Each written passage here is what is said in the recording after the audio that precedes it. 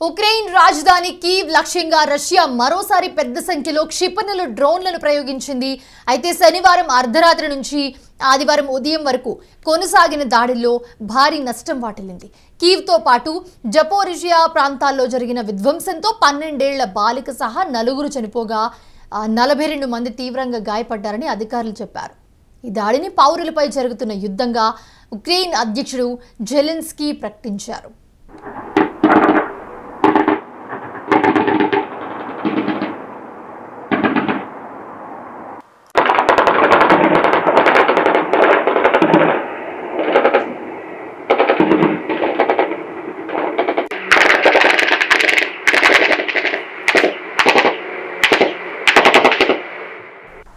అయితే ఈ దాడిలో రష్యా 595 డ్రోన్లు 48 బాలిస్టిక్ క్రూయిజ్ క్షిపణులను ప్రయోగించినట్లుగా ఉక్రెయిన్ ఆర్మీ తెలిపింది. వీటిలో చాలా వరకు కూడా డ్రోన్లను 43 క్షిపణులను మధ్యలోనే అడ్డుకున్నామంది. రాజధానిలో సిటీ సెంటర్ సమీపంలో సంభవించిన భారీ పేలుడుతో దట్టమైన పొగలు ఆ ప్రాంతాన్నంతా కూడా కమ్మేశాయి. పలు నివాస భవనాలు, మౌలిక వసతులు, మెడికల్ ఫెసిలిటీ, కిండర్ గార్డెన్ అన్ని కూడా దెబ్బతిన్నాయి. డ్రోన్ల దాడిలో బహుళ అంతస్తుల నివాస భవనం ఒకటి తీవ్రంగా దెబ్బతింది. పై అంతస్తుల్లో మంటలు చెలరేగగా కిటికీల అద్దాలు కూడా ధ్వంసమైపోయాయి.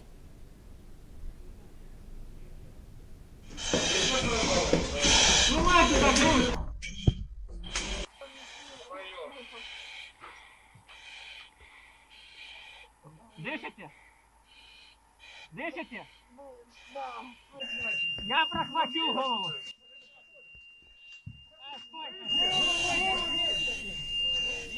కీవ్ నగరంపై రష్యా దాడితో ఎక్కడ చూసినా శిథిలాలే కనిపించాయి. ఫైర్ ఫైటర్లు, అత్యవసర సేవల సిబ్బంది ఎలక్ట్రిక్ రంపాలతో శిథిలాలను తొలగించారు. ఆ ప్రాంతమంతా దట్టమైన పొగలు కమ్ముకోవడంతో జనం భయాందోళనకు గురయ్యారు. రాజధాని వ్యాప్తంగా 20కు పైగా ప్రాంతాల్లో నష్టం వాటిల్లింది. సైరన్ల మోతలతో జనం కీవ్లోని సెంట్రల్ రైల్వే స్టేషన్లోకి చేరుకున్నారు. హెచ్చరికలు నిలిచాక బయటకొచ్చారు.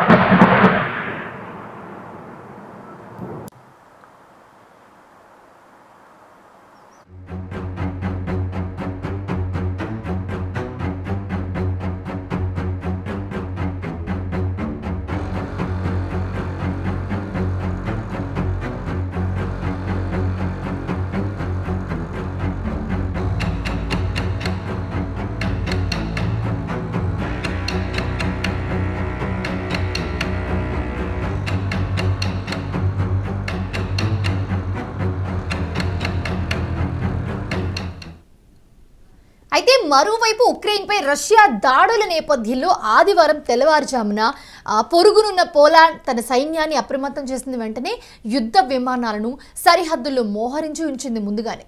అయితే ముందు జాగ్రత్తగా రక్షణ చర్యలు చేపట్టామని చెప్పి పోలాండ్ మిలిటరీ పేర్కొంది. కీవ్పై చేపట్టిన దాడుల గురించి రష్యా రక్షణ శాఖ స్పందించలేదు.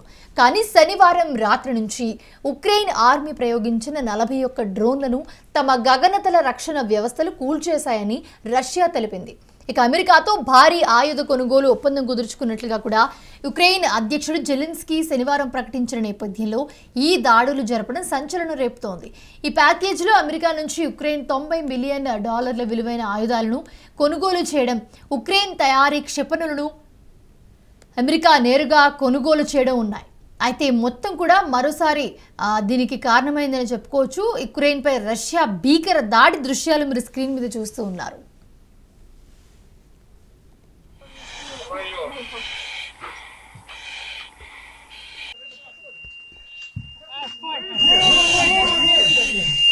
Я тримаю.